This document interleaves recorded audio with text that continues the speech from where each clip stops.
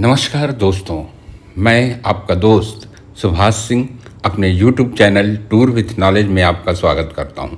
दोस्तों, आज हम जानेंगे कश्मीर जाने वाले पर्यटकों के प्री डेस्टिनेशन गुलमर्ग के बारे में। गुलमर्ग श्रीनगर से 51 किलोमीटर दूर समुद्र सतह से 8,700 फीट की ऊंचाई पर स्थित है। कश्मीरी भाषा में गुलमर्ग का अर्थ होता है गुल अर्थात फूल, मर्ग अर्थात घास का मैदान, यानी कि फूलों भरा घास का मैदान। आप गुलमर्ग जाएं तो गोंडोला राइडिंग अवश्य करें, और गोंडोला राइडिंग यदि आप नहीं करते हैं तो आपके गुलमर्ग जाने का कोई औचित्य ही नहीं निकलता है।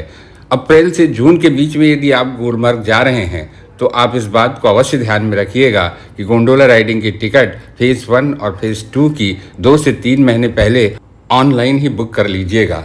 और आप कोशिश करिएगा, यदि आप श्रीनगर से गुलमर्ग जा रहे हैं तो कम से कम 10 बजे तक गुलमर्ग तो अवश्य पहुंच जाइए, क्योंकि गोंडोला राइडिंग के लिए बहुत भीड़ रहती है और कई बार लाइन में 2 से 3 घंटे तक का समय लग जाता है।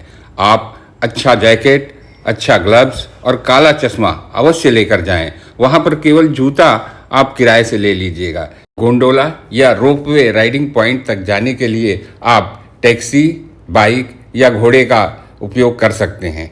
टैक्सी 5 रुपये प्रति हेड, बाइक 1,000 से 2,000 रुपये प्रति हेड और घोड़ा 700 रुपये प्रति हेड की दर पर ले जाते हैं। वैसे आपसे इसके लिए मांग तो बहुत ज़्यादा करेंगे, लेकिन इतने में वो चले जाते हैं, आप मोल भाव कर लीजिएगा।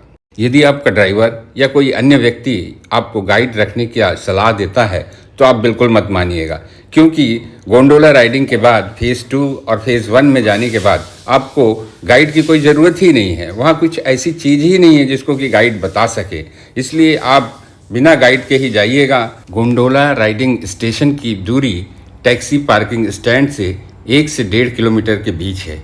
यदि आप चाहें तो पैदल भी जा सकते हैं, क्योंकि वहाँ तक जाने के लिए पक्की सड़क। गोंडोला पूरी तरह से रुकता नहीं है, आपको अलर्ट रहना होगा और जल्दी चढ़ना उतरना होगा। गोंडोला में पहले आपको फेज़ 1 जाना होगा और वहाँ से दूसरे गोंडोला या रोपवे से फेज़ 2 जाना होगा। गोंडोला में नीचे का दृश्य बहुत सुंदर दिखाई देता है। यहाँ पर भेड़ चरवाहों का निवास स्थान भी आपको दिखाई देगा। ये चरवाहे ठंड के दिनों में नीचे चले जाते हैं और गर्मी में अपनी भेड़ों को लेकर के ऊपर पहाड़ी पर आ जाते हैं। यहाँ फेज़ 1 के प्लेटफॉर्म में भी मई जून के महीने में इतनी बर्फ़ होती है कि आप चाहें तो अपने बच्चों के साथ बर्फ़ से खेल सकते हैं।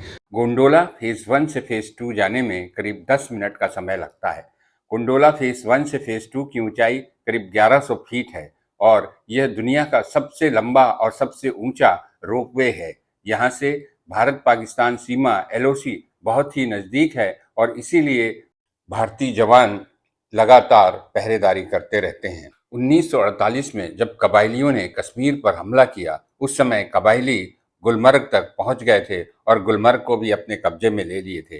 किंतु दिल्ली से भारतीय फौज जब श्रीनगर पहुंची और उसके बाद इन कबायलियों को खदेड़ना शुरू किया, तो ये कबायली को यहीं तक भगा पाए थे कि अचानक युद्ध विराम की घोषणा हो गई और यहीं पर भारत की पाकिस्तान के साथ सीमा LOC के रूप में स्थापित हो गई। यह फेज़ 2 का प्लेटफॉर्म है और गोंडोला की आखिरी मंजिल यही प्लेटफॉर्म है। इसके आगे गोंडोला नहीं जाता है। फेज़ 2 का ये स्थान व्यू पॉइंट एवं फ़ोटो शूट पॉइंट के रूप में है। यहाँ प्रत्येक पर्यटक अपनी फ़ोटो खिंचवाना चाहता है एवं सेल्फी लेना चाहता है।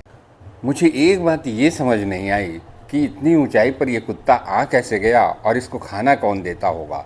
हो सकता है कि हमारे देश के जवान जो यहाँ पर हैं वो इसको खाना देते होंगे। तो ये वीडियो और इसमें दी गई जानकारी आपको कैसी लगी, हमको कमेंट बॉक्स में अवश्य सूचित करिएगा। और साथ ही साथ हमारे इस चैनल को यदि आप पहली बार देख रहे हैं तो चैनल को सब्सक्राइब, लाइक और शेयर करना मत भूलिएगा और बेल आइकॉन को याद से दबा दीजिएगा, जिससे कि आपको समय समय पर नए वीडियो का नोटिफिकेशन मिलता रहे। धन्यवाद।